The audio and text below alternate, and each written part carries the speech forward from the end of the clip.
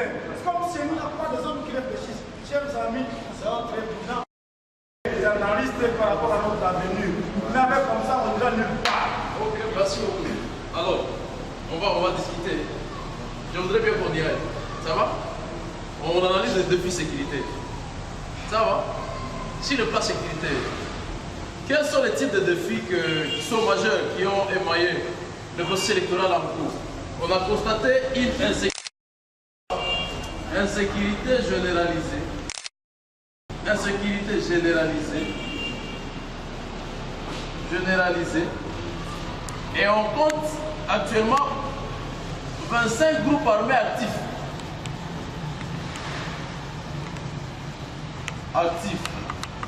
Alors, ces 25 groupes armés actifs, il faut quoi? Des violations et abus des droits humains.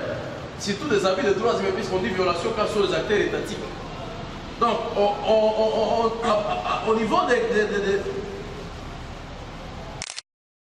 à part l'insécurité généralisée, où on a estimé les nombres de groupes armés actifs, sans compter bien évidemment les petites milices qui sont dans une localité, n'est-ce pas? Les 25, on les localise presque dans tout le territoire. Là, je prends l'exemple du Nord Kivu. Là, c'est au Nord Kivu. Les 25 actifs, c'est au Nord Kivu. Pas si toute l'étendue.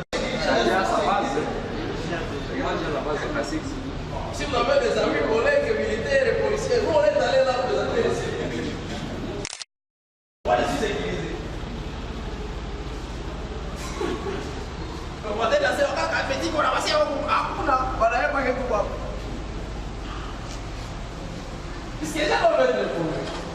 Il y a aussi un problème.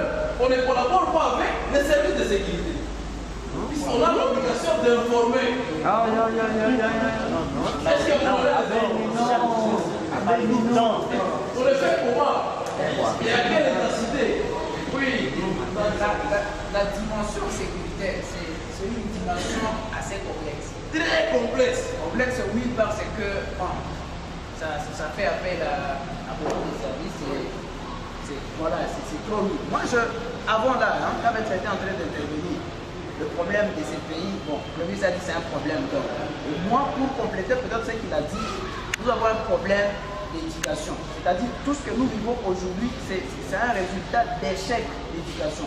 C'est-à-dire de nos familles. Si on peut déjà commencer à apprendre à un enfant que mentir, ce n'est pas bien, que voler, ce n'est pas bien. Je ne me vois pas en train de grandir et être président de la République, commencer à voler.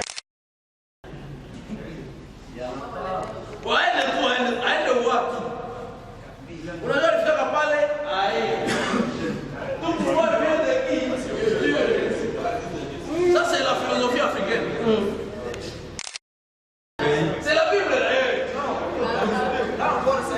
Toute autorité vient de qui? De Dieu. Mais lorsque, excusez, non, je donne une précision, c'est l'exception. Mais lorsque l'autorité qui a reçu son pouvoir de Dieu travaille à la contre-volonté du peuple de Dieu, Dieu le déchoit. Amen.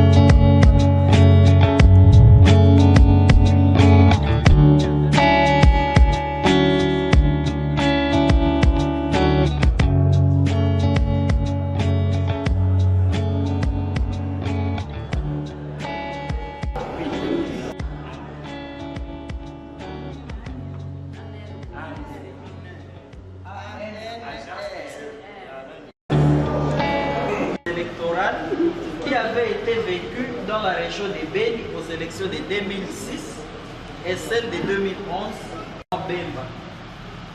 Les acteurs, ou bien l'acteur, nous avions trouvé que c'était la population, parce que la cause était la population présumait que Bemba était cannibale, mais aussi c'était un ancien chef de guerre ici dans la région de Beni.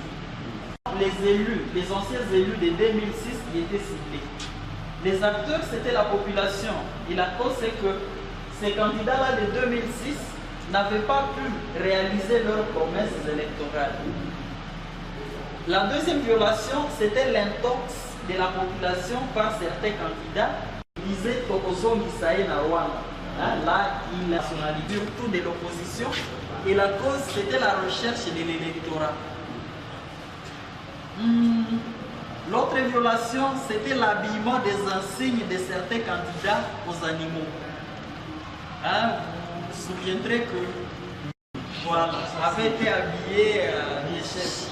Les acteurs, c'était là aussi la population et la cause, c'était la non-réalisation de leur projet de société. Pendant les élections de 2011, il y avait eu comme violation de déstabiliser le scrutin. Et après les élections de 2011, il y avait eu des mouvements Joseph Kabila. Et la cause, c'était la contestation des résultats. Et là, les acteurs, c'était encore une fois la population. Et l'autre violation, la dernière que nous avons évoquée, c'était la mauvaise gestion des conventions. Il y a un aspect qui a été notamment en 2006 avant les élections, nous avions assisté à des violations graves à des droits et libertés des régions pacifiques, notamment lorsqu'on avait assiégé le bureau de la RCDKML et on n'avait pas permis de fonctionner pendant que 3 mois. Avant. C'était aussi parmi des violations graves que vous avez. C'est avant. 2011 alors. C'est avant. Non, C'est 2018. Non, ça c'est à 2018. Tous les élections de 2018. lorsqu'on a assiégé le bureau de la RCDKML. Ok, alors. SB à 2. Les violences électorales et post-électorales. Cause. Attention à la haine. La non-prise en charge des témoins. La manque de la sensibilisation de la population sur la loi électorale. Nous avons aussi la publication anticipée du résultat par les candidats à sa propre faveur. On a eu à prélever quelques recommandations générales. Les processus électoraux. Mais aussi, ils doivent sensibiliser à la base à accepter les résultats des urnes. Il n'y a pas de commentaire, le membre d'autres groupes. Des violences. On se comprend. Et les reprocher. Puisqu'il y a ceux qui vous disent que Barawa, il victoire et tout à Kaïba, et Wane, pour la Baonesh. Si vous utilisez un mot de repos. Il y a ceux qui disent, oh, le peuple c'est qui? Vous l'utilisez. Vous l'utilisez.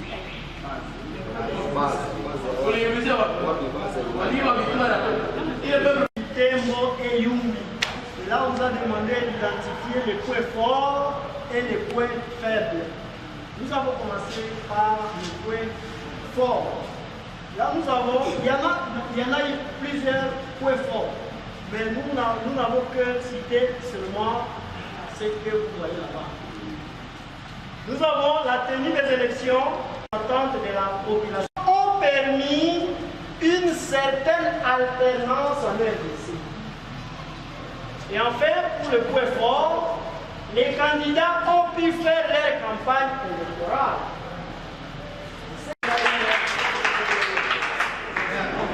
Il y a une réaction de la part de ceux-là qui ne font pas partie des groupes. Est-ce qu'il n'y a pas un autre aspect positif ou négatif qui n'a pas été soulevé? En mars 2019, la deuxième en cas de non-tenue des élections. Lorsque nous prenons la première hypothèse, en cas de tenue des élections en mars 2019, on constate qu'il y aurait un faible taux de participation des électeurs. Et avec quelques causes, parce qu'il y a, à cause de sécurité, beaucoup de gens, il y a un déplacement massif de la population. La deuxième cause, la déception de la population à cause des décisions de la CENI. D'autres sont déjà déçus. Et l'autre cause, certaines personnes vont penser, avec ces élections populaires qui s'étaient passées, qu'elles ont fini. Il n'y aura plus autre chose. Et voilà le premier scénario. L'autre scénario, on pense que la CENI a proclamé. Alors, les gens les aussi peuvent dire à quoi faut y aller et on ne tiendra pas à compte ce qu'on a voté. Voilà quand même les deux scénarios qu'on a supposés majeurs qui peuvent arriver. En cas de la note scénario, on peut avoir des soulèvements populaires. La population peut se soulever. L'autre scénario, la crise de confiance envers les institutions politiques. L'autre scénario, on peut avoir le civisme fiscal. À quoi mon quotidien paye des taxes et impôts auxquels nous ne serons pas les bénéficiaires. Et l'autre scénario, ça peut arriver maintenant qu'il puisse se nommer. La nomination est imposée des représentants du peuple. Donc, et même là, disent, bon, nous prenons tel, nous cooptons les gens. C'est un scénario qui peut arriver.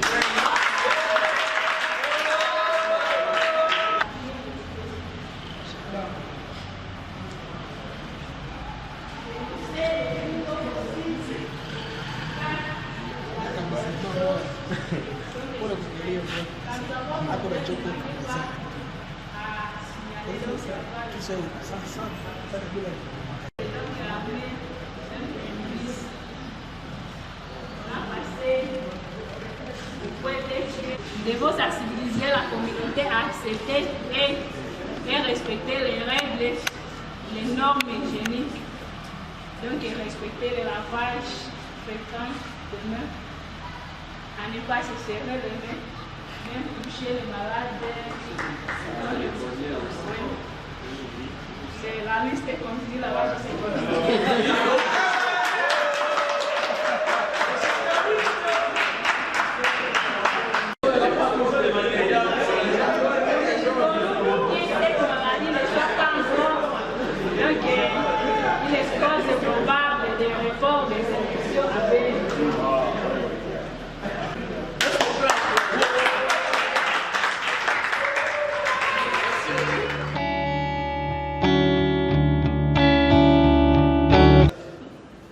Mais c'est la satisfaction de mon intérêt. Je n'ai pas vu dans la caméra dans ce qu'il y a. Facile, même aux. Non, ça n'a postulé. À Goma, il y a un candidat qui est passé à deux niveaux, provincial et national. Mais au niveau provincial, non. D'abord, la ville de Goma. Il a comme suppléante alors sa femme. Au niveau national, il a comme suppléant son frère Puinet. C'est l'intérêt de qui? Tout, il n'y a pas d'intérêt général. Puisque s'il était un homme, un rassemblement provincial, quelqu'un d'une autre tendance, pour démontrer qu'il n'a pas les germes de tribalisme. Et au niveau national, il prendrait soit pour qu'il faut Premier ministre ou la faire limite à me remplacer. Et voilà maintenant la culture que nous. Il y a aussi une faible éducation des acteurs. Par rapport à ce qu'on a vu hier, tu peux nous dire ce qu'il a ou ce qu'il a retenu après avoir tout oublié en fermant les carnets, bien évidemment. Oui. Puisqu'une bonne assimilation s'est faite au travers. On ne doit jamais recourir à la violence pour revendiquer ces droits-là que nous devons maîtriser. Et ce que j'ai compris dans les processus également, c'est une compréhension presque commune selon laquelle l'exclusion de Yumbi Benye Boutembo, c'est vraiment dans le contexte politique. Ça n'a rien à faire avec vraiment la vraie raison qui allait faire à ce que nous soyons privés de notre droit de tout oublier. Donc, de l'ensemble de notions que l'on a partagées hier, qui peut nous dire quelque chose qui lui a intéressé et qu'il estime, ou bien qu'elle estime que c'était vraiment important pour lui ou bien pour elle d'en bénéficier. On peut y aller avec. Engager dans la non-violence active. Leur demander à connaître d'abord leurs responsabilités en tant que citoyens. Nos responsabilités, à nous, nous devons les assumer et les exercer et les remplir fidèlement et loyalement pour conférer le pouvoir à qui nous aimons et qui sera aussi reconnaissant et redevable vis-à-vis de nous après lui avoir fait quoi? Après lui avoir voté lorsque les élections seront organisées. Alors nous serons avec vous demain. Je crois que vous avez dit à inviter les amis. Tentez de les rappeler, n'est-ce pas? C'est bien de les rappeler. Le système de messagerie ne fonctionne pas. C'est bien de les rappeler puisque... des résultats, pourvu qu'il n'y ait pas beaucoup de violence après les résultats. Notre stratégie, lors de la sensibilisation, nous allons mener les sensibilisations des masses, nous allons faire les sensibilisations des porte-à-porte, mais aussi les médias vont nous aider, radio, télévision et autres que vous connaissez. Oui. Nous allons l'adhésion des jeunes. Donc, notre stratégie, nous voulons que les jeunes puissent adhérer dans les partis politiques et organisations non gouvernementales. Parce que pour être témoin, il faudrait être quelconque. Et alors, la troisième question, on nous a demandé, on se stade au milieu du village, mais nous avons compris que la série ne jouait plus son rôle que ça devait jouer. La suite continue.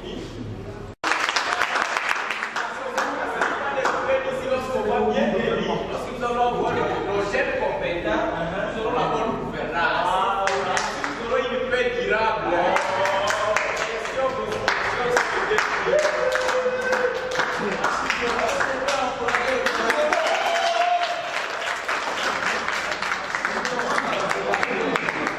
Si moi je ne suis pas du groupe, je voudrais faire des... Quand les jeunes vont prendre conscience, il ne faut pas faire des manifestations.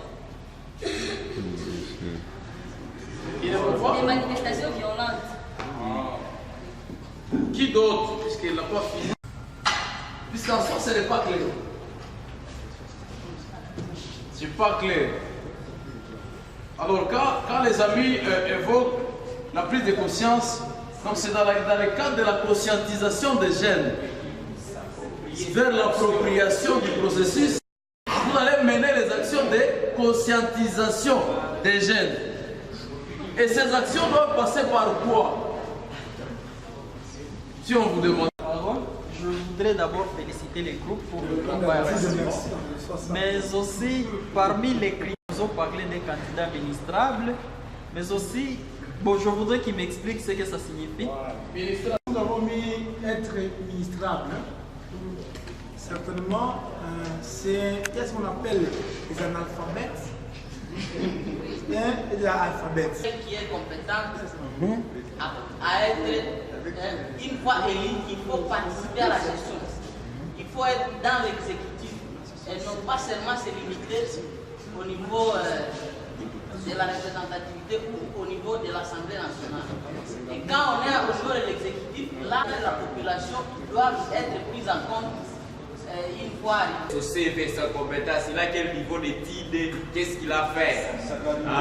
Mais qualité d'études, est-ce son expérience, c'est qu'il a vu lorsqu'il dit CV, qu'il coule vite à elle, donc ça fait ça. Mais aussi, lorsqu'un député que nous avons élu, c'est toujours notre représentativité qui serait en train de... Celui auprès de qui j'avais entendu pour la première fois, il disait, c'est un ajout, ministrable parce que quand on est ministre, il est inconcevable qu'il y ait un ministre originaire de Béni à la défense et qu'on tue ses frères, c'est-à-dire il suffit qu'on ait un ministre à la défense originaire de Béni. Oui. Bon, non, c'est un problème. Il y a des problèmes d'insécurité qui semblent être organisés par le régime en place pour des faits pour les compétences du gouvernement qui enregistre l'intolérance politique ainsi que la violation volontaire de la Constitution. Pour le profil d'un bon candidat, on a vu qu'un candidat de la ville et il propose des pistes de solutions adaptées aux réalités. On a aussi voté pour un candidat qui vise l'intérêt général de la ville de Béni, à la défense de la ville et le loyal à la synthèse selon laquelle, pour que les jeunes puissent puisse ne pas créer de violence, il faut que la CENI puisse proclamer les vrais résultats des urnes. Parce qu'ici, on peut sensibiliser les jeunes. Ne tiens pas compte de tout ce que nous disons ici. Rien ne marchera. C'est d'abord la responsabilité partagée.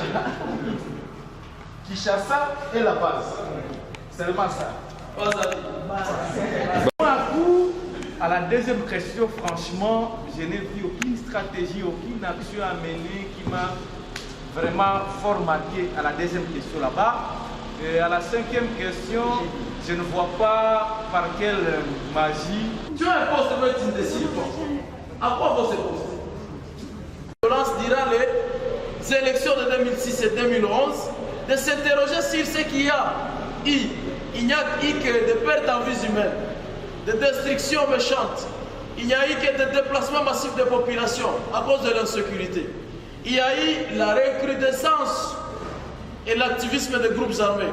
Tout ça pourquoi? Puisque les jeunes croyaient que l'unique moyen de rechercher de l'emploi, de l'argent, fallait adhérer à un groupe armé, à une milice locale et vouloir combattre l'insécurité en état auteur de l'insécurité, tout en rendant victime d'autres jeunes. Ça va? Et les jeunes que nous sommes dans cette période du processus électoral, c'est de notre responsabilité de s'interroger. Qui sommes-nous? Que sommes-nous appelés à faire? Qu'avons-nous déjà fait pour que le processus aboutisse à l'organisation des élections apaisées? Et nous devons demander, c'est quoi la vigilance, la stratégie majeure que l'on doit développer en fait d'amener non seulement la CENI, les acteurs politiques, à nous organiser les élections le plus vite possible, tel que promis au travers de la décision qui avait été publiée le 26 décembre, n'est-ce pas, qui avait reporté les élections ici chez nous, mais également sensibiliser les électeurs, de ne pas perdre confiance, d'aller saisir l'opportunité les jours où les élections seront convoquées dans votre entité. Mais également, il faut collaborer avec les services de sécurité. Ne pas croire qu'il vous appartient d'assurer la sécurité. On doit collaborer avec les institutions. Il y a une crise de confiance avec les institutions, mais elles sont toujours là au service du peuple. Écoutez tous les candidats. Brisez l'intolérance, s'il vous plaît. Ne vous laissez pas manipuler. Puisque les intérêts des politiciens n'ont jamais été clairement dits aux électeurs. Ils disent ce qui ressemblerait à un projet de société, mais le bien fondé derrière tout ça s'appelle autre chose. Et moi, je crois que dans tout ça, Congo Peace Network, vous aimeriez vous inviter à bien jouer vos rôles, à bien vous engager dans la prévention de violences durant ce temps du processus électoral, mais également à transformer certaines mauvaises mentalités qui peuvent inciter les gens à la violence, croyant que c'est l'unique voie de revendiquer le respect de vos droits. Puisque la non-violence active, c'est une approche qui aboutit à des solutions durables, différemment de la violence, qui ne fait qu'aboutir à une solution qui est temporaire, mais qui est émaillée de plusieurs contestations. Faisons aussi confiance à la justice. Faisons confiance à la justice, bien qu'il y a encore beaucoup de choses à faire, mais exigeons nos compatriotes de pouvoir toujours procéder par voie légale dans la revendication de quoi? De tous leurs droits. Puisqu'il y a des massacres, il y a des tueries, il y a des assassinats qui proviennent des règlements des comptes. Quelqu'un te doit 50 $. C'est le pardon. Oui. Et, tu sais, le fondement de la politique, c'est la Bible. Tout pouvoir vient de Dieu. Puisqu'on dit que la voix du peuple, c'est la voix de Dieu. Alors, nous vous remercions infiniment et nous vous demandons d'aller également transmettre le message et les débats, et les discussions qu'on a eu à faire avec vous depuis hier jusqu'à maintenant. Allez les partager avec les membres de vos structures respectives.